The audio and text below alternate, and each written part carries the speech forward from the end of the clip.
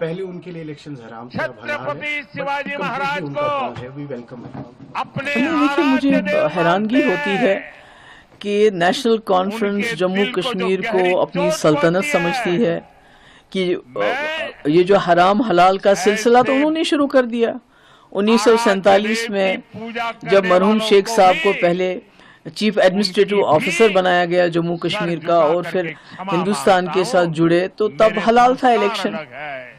जब वो वजीर आजम बने तो तब हलाल था, हमारे जब वजीर आजम से उनको ये हटाया गया हमारे तो फिर आराध्य इलेक्शन देव 22 से साल बड़ा के लिए हराम हो किस्मत गया। होता है। 22 साल तक वो राजकुमारी की बात साथियों, करते रहे।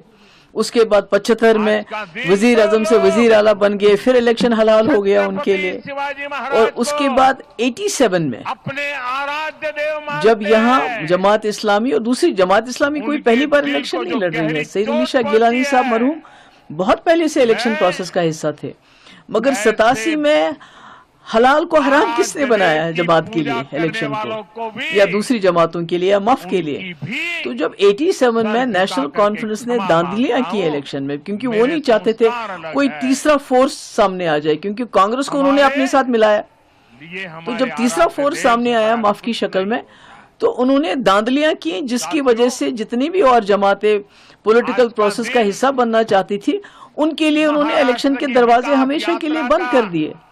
और तब से ये एक जो हलाल हराम का ऐतिहासिक दिन सिलसिला तो है। इन्हीं का शुरू किया गया है। 22 साल तो भारत ये की लोग विकास इलेक्शन में हिस्सा यात्रा ही के नहीं लिए ले रहे थे, कह रहे थे हमने रायशुमारी बहुत करानी है, हमने बड़ा जम्मू दिन कश्मीर है। को आजाद करना है, हमने पाकिस्तान के साथ जाना है, और विकसित इलेक्शन लड़ना हराम है। महाराष्ट्र, तो मुझे बड़ा अफसोस है कि विकसित अगर भारत जमात के इस्लामी इलेक्शन संकल्प लड़ना का चाहती है, बहुत अच्छी बात है।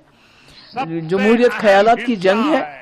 और इसमें जब जो इसलिए चाहे आ सकता है, और उनको मैं तो पिछले सरकार से ये भी 10 कहती हूँ वर्ष उनका बैन हो हटाया जाना चाहिए।